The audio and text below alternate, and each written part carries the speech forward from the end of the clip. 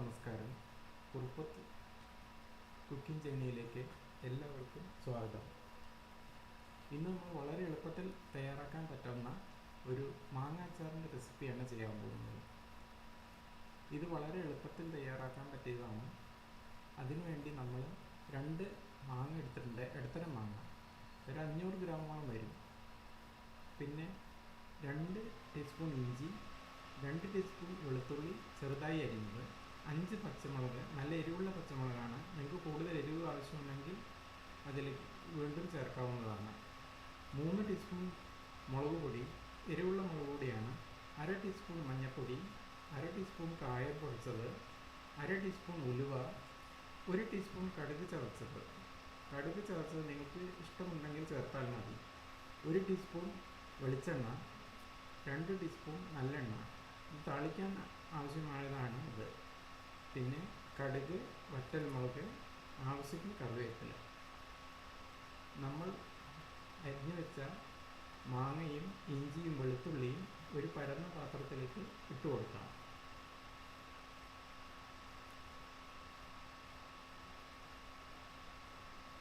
അതിനുശേഷം പൊടികൾ ഓരോന്നായി ചേർക്കാം. ഒരു 1.5 ടീസ്പൂൺ ഉപ്പ് ചേർത്തിട്ടുണ്ട്. 1/2 ടീസ്പൂൺ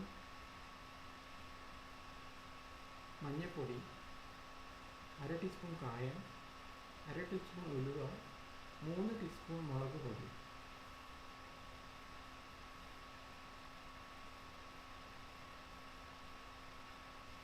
ഇതെല്ലാം ചേർത്ത് ഒന്ന് മിക്സ് ചെയ്ത് കൊടുക്കുക.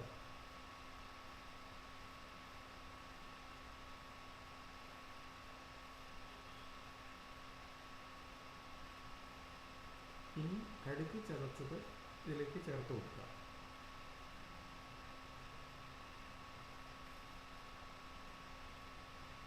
രണ്ട് ടീസ്പൂൺ വിനാഗിരി ചേർത്ത് ഇളക്കി കൊടുക്കുക. കുറച്ച് കറിവേപ്പില ഈ സമയത്ത് ഇട്ട് കൊടുക്കാം.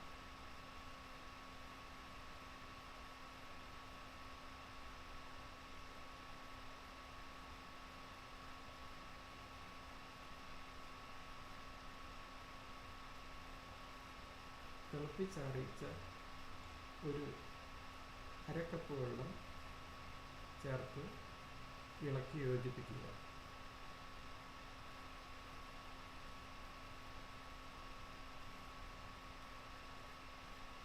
എല്ലാം യോജിപ്പിച്ചെടുക്കുക. ഇനി താളിച്ചെടുക്കാം.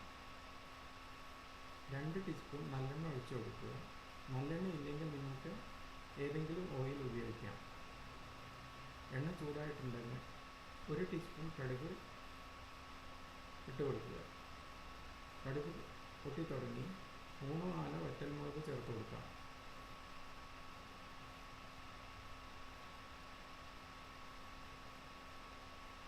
കുറച്ച് കറിവേപ്പില ഇട്ട് കൊടുക്കുക. സ്റ്റവ് വളരെ ചെറിയ രീതിയിൽ ഫ്ലെയിം ആക്കി വയ്ക്കുക.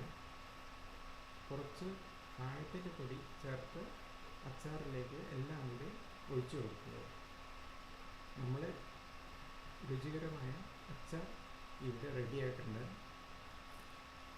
ഈ അച്ചാർ വളരെ സ്വാദിഷ്ടമാണ്. ഈ സമയത്ത് നമുക്ക് ഉപ്പോ മുളക് പൊടിയോ ആവശ്യമെന്ന് തോന്നുകയാണെങ്കിൽ ചേർത്ത് കൊടുക്കാവുന്നതാണ്.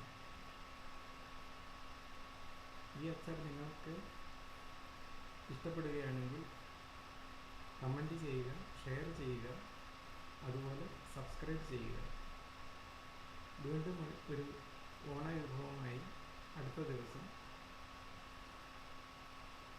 എല്ലാവർക്കും നമസ്കാരം.